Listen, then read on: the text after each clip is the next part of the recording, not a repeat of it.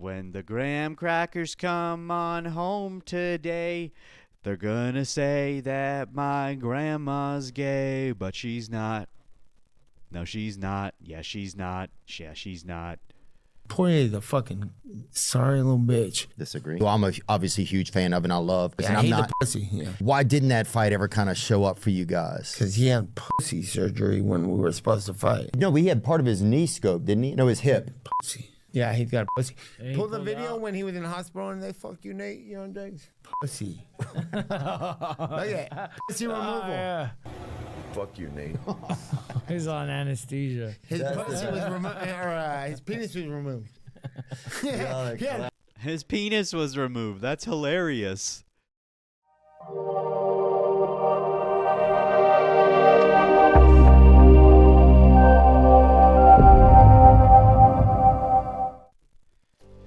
Oh, what's up, everybody? I can't believe where we are right now. I can't believe what day it is.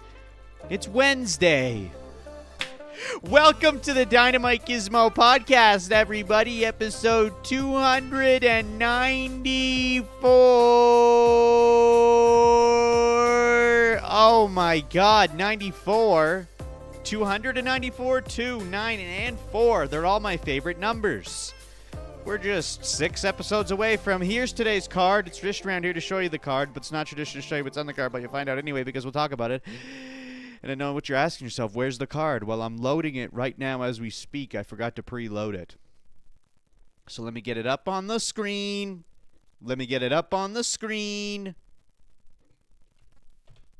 Here we go. There it is. Ha-ha. And there I is. This is today's card. It's tradition around here to show you the card, but it's not tradition to show you what picks I make. But you'll find out anyway because I might talk about it, and I won't. But this is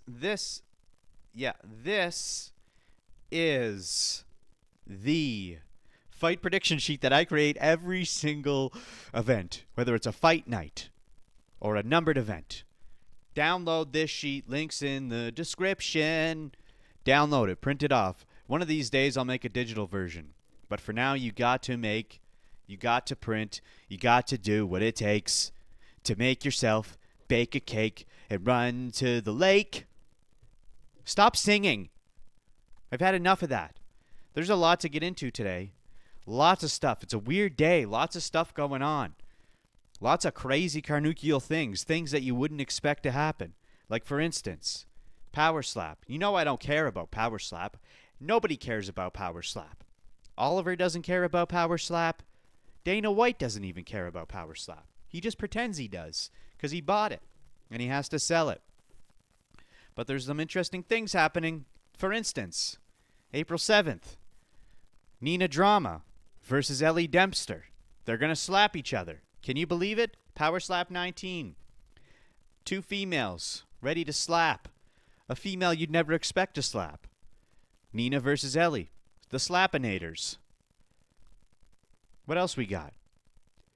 Also, take a looky-loo here.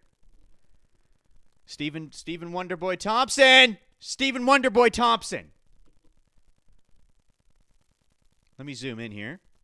Stephen Wonderboy Thompson.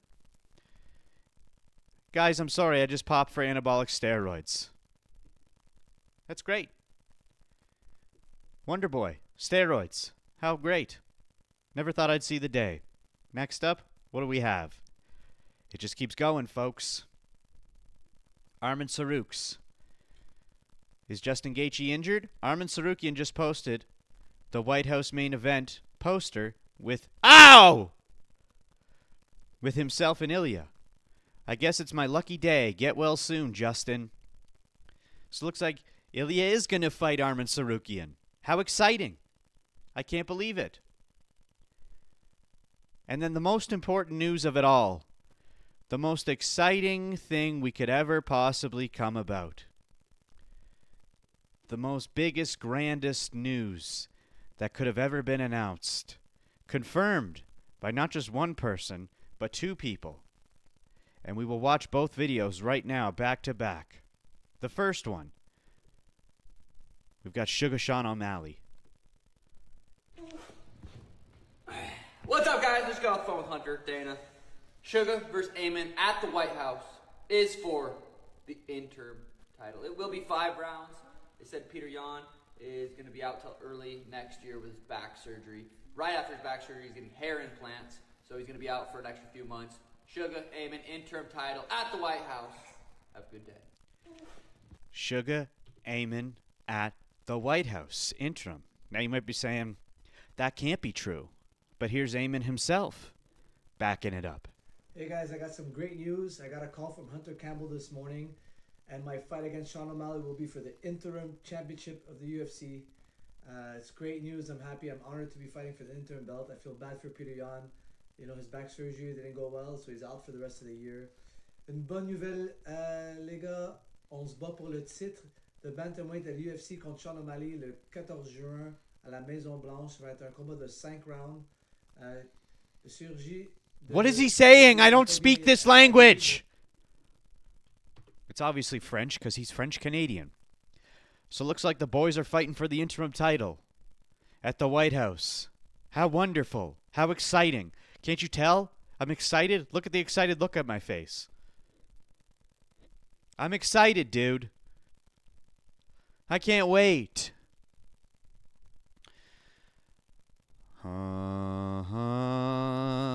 Sing grace, how sweet the sound. I'm going to open up the fight prediction sheet again because I want to talk about some fights later on in the episode. I should have just kept it open. But I'm a silly goose.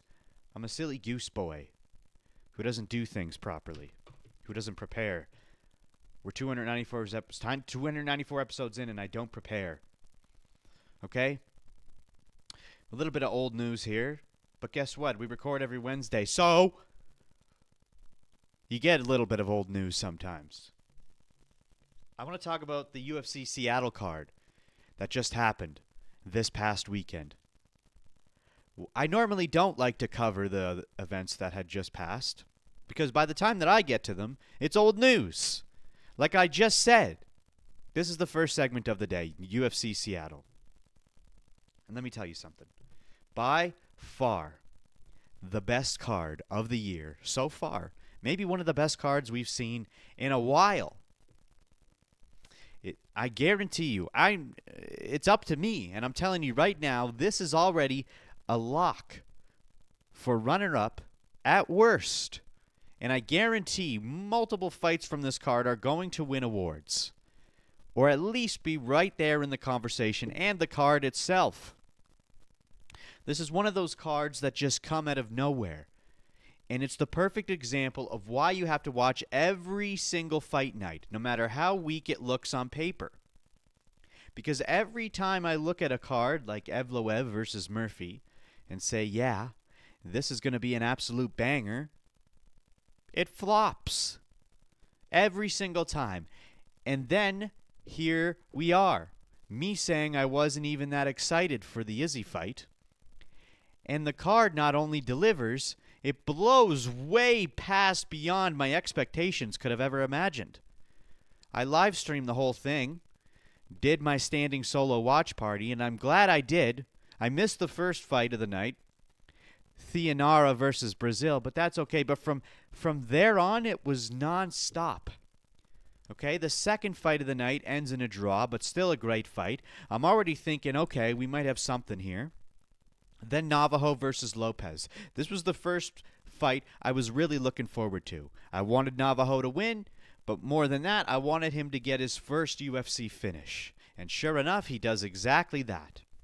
Then we had O'Neal versus Fernandez. At this point, I'm thinking, all right, probably a decision. Most women's fights tend to go that way. Nope. O'Neal comes out and gives us a nasty round 1 knockout. Completely caught me off guard. Now I'm starting to feel it a little bit. I'm starting to feel like this card's going somewhere. I'm just starting to feel that way.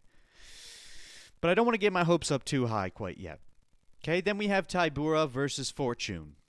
I originally had Tybura as my pick, but I switched it very last second to Fortune. And the fight was pretty solid. Nothing insane, but we got a rare Bruce Buffer moment where he messes up the decision. So now we've got a memorable moment on top of the fights that we just had. Okay, this is an interesting card. This is good. All right, now we've got Gibson Jr. versus Hooper. Now, I didn't expect much from Gibson based on his debut, but I gave him a pass because that was a short notice fight, and it was against Bobby Green, who's not the greatest, but he is a veteran. So going into this fight, I figured Hooper's experience, especially on the ground, would be too much for Gibson. But I was happily mistaken. Gibson Jr. goes out there, puts on an unreal performance, and gets a round 1 knockout. Okay, another one. He looked so good. Huge win for Canada as well. Okay, then we move on to the feature prelim of the night. Bahamondes versus Masayev. Absolute bloodbath. And I'm not just saying that. Like, the most blood I've seen in a long time. I don't think I've seen that much blood in the octagon before, ever. And it was a back-and-forth war. Multiple moments where I thought Bahamondes could have won. He had Masayev at certain points, but Masayev kept coming back and pushing. So just the perfect way to lead into the main card. And at this point, I'm already blown away. And I'm saying to myself, okay, this is a 4 out of 5 star card. Absolutely. But we still need to wait for the main card to see. Main card starts. McKinney does it again. 25-second finish in round 1. He keeps that round 1 streak alive. Unbelievable. Couldn't believe it. Now I'm thinking, okay, there's no way this card keeps going like this. And of course it does. Bulgari absolutely lays it down on Malik. Smashes him. Finishes with a brutal knee KO. Holy fuck. Then Alex Pereira walks into the octagon and the crowd goes insane, finding out that Bulgari trains with Glover and Alex. Like, what the fuck? Unreal moment. Then Douglas goes out there and starts snapping Arosa's head back with fucking 3 jabs back to back over and over again. Crazy jab work. It literally looked like he knocked him out on 3 separate times with just a jab. But then he eventually drops him for good. Another round 1 KO. Okay? Then we have Michael Chiesa. Round 1 rear naked choke in his retirement fight against Nico Price. He made it look easy. He ends his career on a 4-fight win streak with an absolute fairy tale of an ending.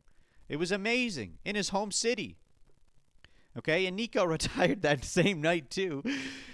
But he didn't even get a chance to speak. But I mean, what the hell did he expect? Anyway, but then we get fucking Alexa Grasso versus Macy Barber. One of the craziest finishes in women's UFC history. Maybe in UFC history, period. Knocks Barber out, then locks in a rear naked choke. But Barber was already out after that punch. Then Grasso just pushes her onto the ground. Barber's so dazed and confused, grabs a hold of the ref. Then she flops onto her back, eyes wide open, completely unconscious, just laying there.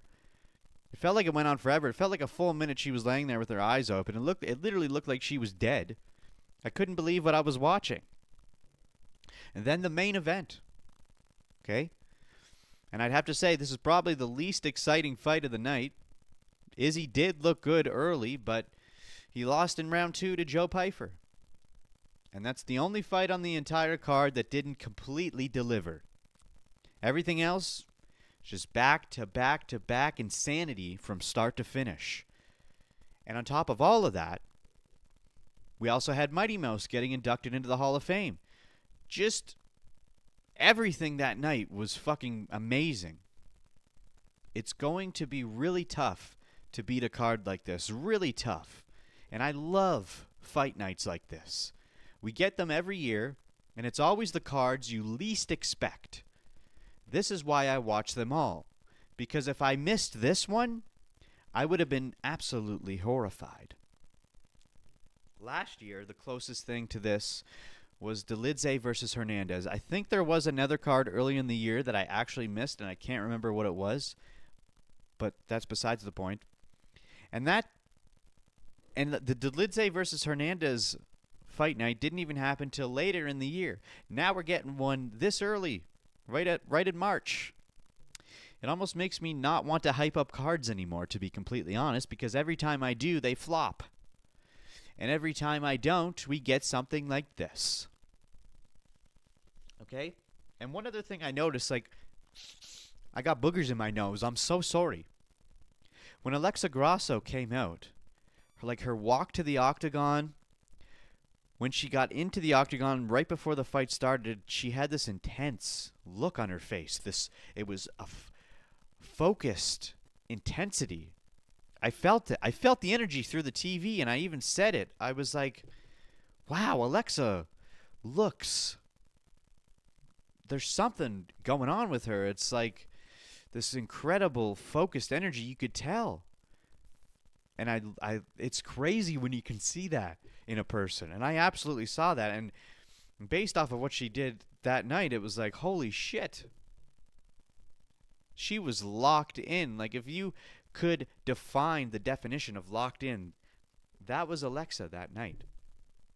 Absolutely locked in. And you could see it before the fight even happened. You could almost predict what was going to happen just based off of the way she looked. And if you don't know what I'm talking about or haven't seen the fight, find a way to rewatch that fight, because you'll see what I'm talking about. It was crazy. I noticed it right away, and I even said something about it. Now Izzy, he's obviously not done yet. He says he's not done yet.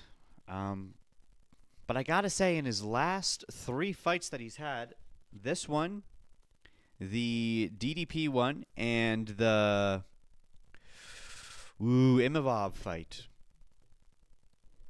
he always looks good in the first round. First round he goes out there and he looks fantastic. And then the next rounds follow, and it's like he falls off now. I don't know what's going on. He's good and then he isn't good. Now, if and when he fights again, who's it going to be against? I don't know. He has dropped in the rankings. I think he's down to the number 9 position. So why don't we take a look at the old rankings and see what we can determine. I can't wait to have some Chinese food. Let's see here. Yeah, he dropped 5 spots. He's now number 9. Who could he fight? Maybe RDR? Maybe Jared Cannonier? Gregory Rodriguez? Christian Leroy Duncan? I guess they could run it back with Paulo Costa again, but well, maybe. Roman Dolidze? He's got lots of options now in the tail end of the middleweight rankings. Joe Pyfer is now ranked number 6. He jumped 8 spots. Brendan Allen jumped up 2 spots to now number 4, taking Izzy's spot. And Anthony Hernandez jumped up 1 spot, and he is now tied with Joe Pyfer for the number 6 spot. Why is that the case? Interesting. So they shot Brendan Allen up there, because I'm assuming they want to put Brendan Allen against Dricus du Plessis. But the way Brendan Allen talks about this, it would seem as though Dricus du Plessis doesn't want to fight Brendan Allen. He's a scared little monkey. But who else is he going to fight? He's not going to fight Imavov. Well, I guess he could fight Imavov, because Khamzat's fighting Strickland. Maybe they'll do Dricus versus Imavov for the next title contention. That would be interesting. Or maybe they'll do Brendan Allen versus Imavov. Or maybe Imavov's just going to hang out until the winner of Strickland versus Khamzat is decided, and he'll just jump in there. I don't know. But those are the options so far. I guess we could do Kaio versus Brendan Allen. That would be interesting too. We could even do Kaio versus Imavov. Or Kaio versus DDP. Lots of options up there. Who knows what's going to happen? But let me ask you guys a question. Did you expect UFC Seattle to be this good? Or were you like me and completely caught off guard? We're going to get into the next segment here. I want to talk about Dana White and how fantastic he is and how much he loves the UFC. God, he loves it. I've never seen a man love a sport, love a business, love his employees more in all my life. What a great, fantastic man. And I'm serious. I love Dana White. Absolutely. He is so great. The greatest man on the planet. What day is it today? April what? Oh, yeah, that's right. It is Wednesday. Yep. Yep, brand new month. April. Here I am talking about Dana and how good he is. Let's get into the next segment of the day. How long are we going to tolerate Dana White? How long can we? I guess we have no choice because he owns the company. I've been thinking about this a lot lately, and I just wanted to talk about it. And, of course, a day before I sit down to write down my thoughts about this, to prepare for this podcast, a YouTuber who goes by the name of Critical, you may know him, may not, drops a video talking about Dana White too. Thanks, my guy. You beat me to the punch. So now it looks like I'm copying you. But that's besides the point. At this stage, it's just completely obvious. Dana just doesn't really care about the UFC anymore. And yeah, I know this isn't breaking news for hardcore fans. We've been seeing this slowly happen for a few years now. But now, oh, my neck, someone break it for me. But now it feels like we've hit that tipping point where it's not just subtle anymore, it's blatant. His new favorite phrase that he throws around all the time. Who gives a shit? Which I need to get that soundboard here, but that's, actually I have it right here. I have it, I just don't have it on my sound box. Okay, yep, just close it. Hurry up, dude. Get it going. Is there even a way you could ever prove that? Who the fuck knows? Who gives a shit? There he is. Did you hear that? Anyway. This past weekend, at the post-fight press conference, someone asks about the AI-generated promo content for the Seattle card. Dana says, who gives a shit? Just watch the fights. What? That's basically him saying, stop asking questions, take what I give you, and move on. Same thing when he's asked about John Jones and the offers John was talking about. Who gives a shit? Questions about eye pokes after the Tom Aspinall situation. Who gives a shit? What fight fell off the White House card? Who gives a shit? At some point, you have to flip that back at him and ask, who actually doesn't give a shit here? Because it's not the fans. We actually care. That's why the questions are being asked in the first place. That's the entire point of a press conference. But Dana has completely lost touch with that. He's operating with this mindset now of, just shut up and eat the food that I give you. I know best. So take it or leave it. And because of that, these press conferences have become absolutely pointless. He doesn't answer questions. Half the time he deflects. Other times he just makes stuff up or casually confirms things like people's careers aren't on the line. How many times have we heard, yeah, sure, whatever. Hey, Dana, is this a number one contender fight? Yeah, whatever. I don't care. Who gives a shit? Yeah, I guess so. When he's asked if someone's getting a title shot, he does this countless amount of times. And yeah, I get it. The sport moves fast. It's hard to lock anything in. But why not just say that? Why not just say the truth? Why not give an actual thoughtful answer? Like, hey, guys. Hey. This guy is the number one contender right now, but things can change depending on what happens next. There's no guarantee he'll get a shot, but I would like to think he would. That's all the people are asking for. Instead, we get nothing. And I think the reality is this has just been going on for too long. He's older. He's insanely rich. There's no drive for him anymore. And he talked about this when he was explaining Conor McGregor's situation back in the day. He even said it himself. There's no incentive for Conor McGregor to come back because he's got so much money. The drive has been washed away. And the same is with Dana himself. If you just think about, like, Dana has been asked the same questions over and over and over again since 2001. At a certain point, this is just the natural outcome. And to be fair, I don't fully fault Dana for that. Dana built this organization. He made the UFC what it is today. That can never be taken away from him. But the truth is, that version of Dana is gone. That driven, passionate, all-in promoter attitude, he's not there anymore. And the UFC should move forward. Because right now, even Dana himself has basically admitted he doesn't have as much say in terms of what happens in the UFC as people may think. You even saw it when he was talking about Lance Gibson Jr. this past weekend. He clearly didn't even know who he was talking about. Just giving generic, straightforward, cookie-cutter answers. And that's a problem. Because Dana is still the face of the UFC. When people think UFC, they think Dana White. So from a branding standpoint, yeah, it makes sense to keep him there.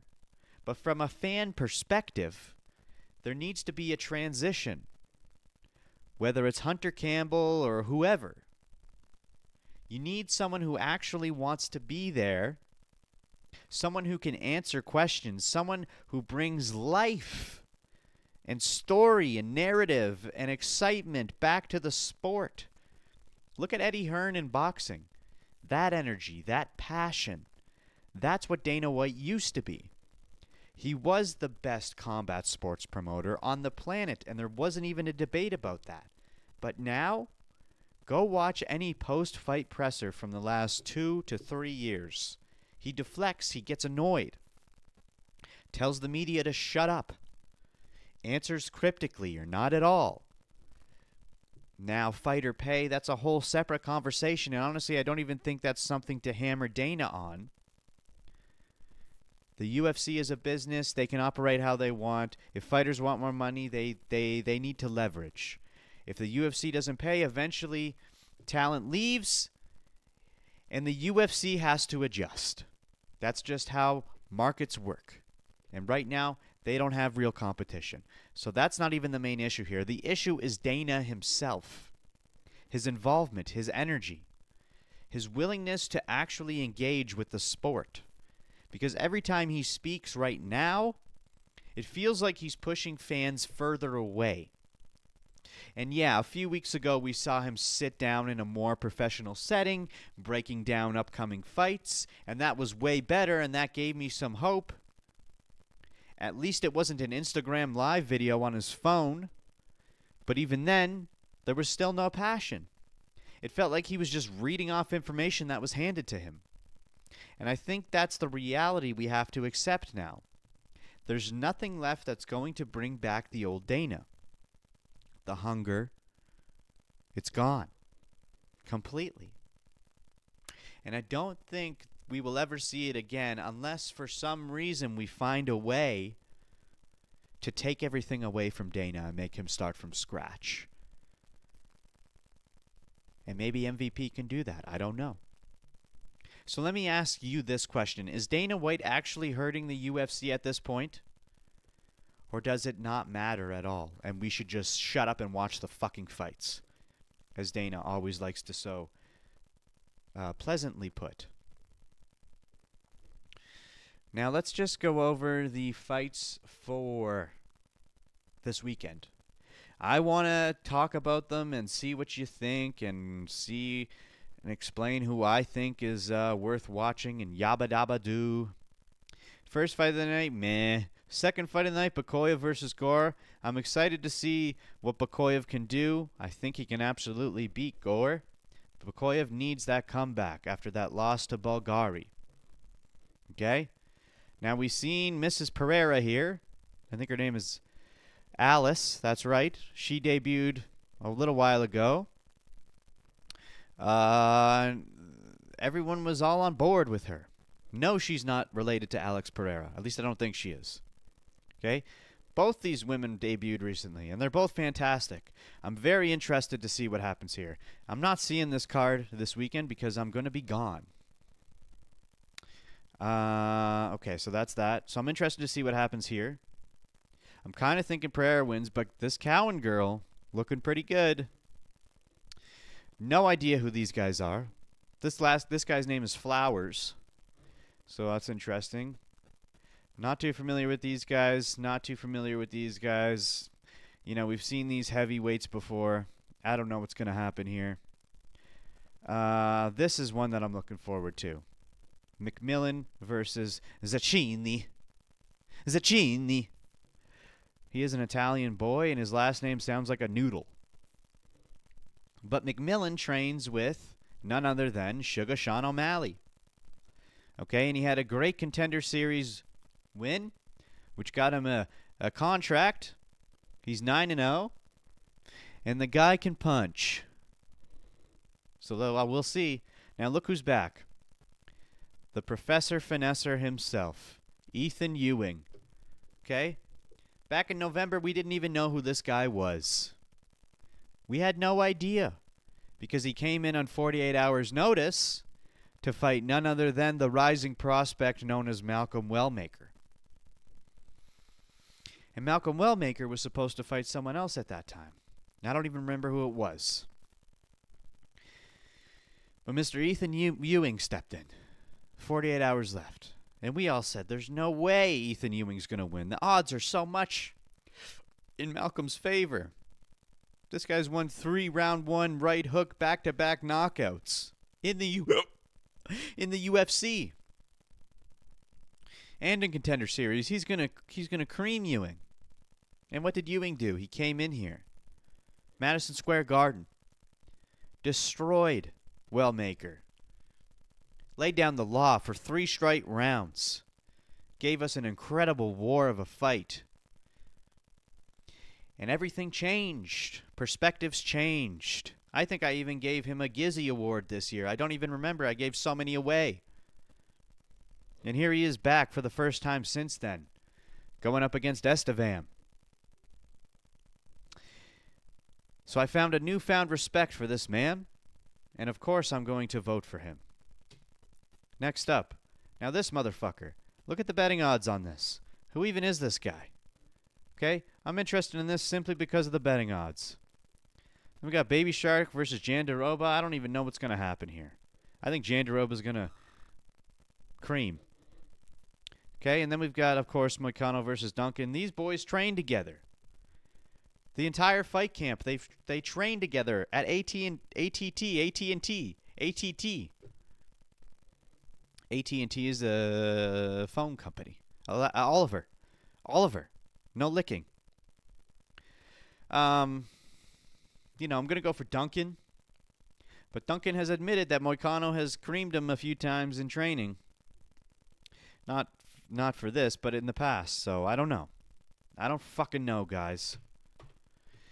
So, again, on paper, this looks like a very mid card. But that's exactly what I said for the Seattle card. And look what happened.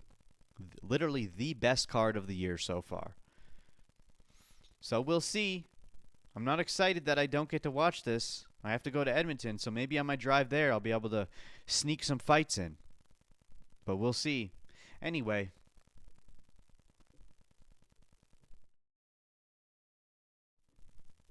I did it too early. That's it for this episode of the DynamiteGizmo podcast. I hope you enjoyed it. It was a quick and easy one. Remember, I need you all to like, comment, subscribe, hit the bell.